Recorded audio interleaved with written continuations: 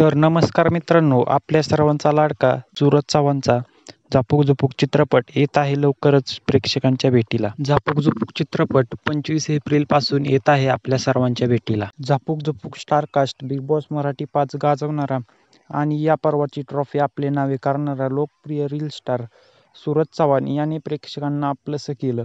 त्याने आपल्या वागण्याने सगळ्यांची मनं जिंकली. 6 ऑक्टोबर रोजी पार पडलेल्या महाअंतिम सोहळ्यात एकच जल्लोष करण्यात आला. त्या दिवशी मंचावर कलर्स मराठीचे प्रोग्रामिंग हेड आणि लोकप्रिय दिग्दर्शक केदार शिंदे यांनी त्याच्यासोबत चित्रपट करण्याची घोषणा केली होती. आता अखेर त्या चित्रपटाचा मुहूर्त पार पडला आणि या चित्रपटामध्ये कोण कोण आहे हे देखील समोर आलं आहे.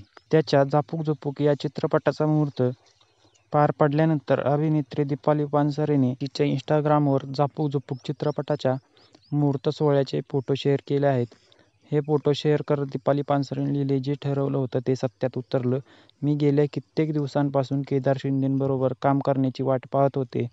अखेर तो क्षण आलाच. केदार शिंदे आणि बेला शिंदे तुमचे खूप खूप धन्यवाद.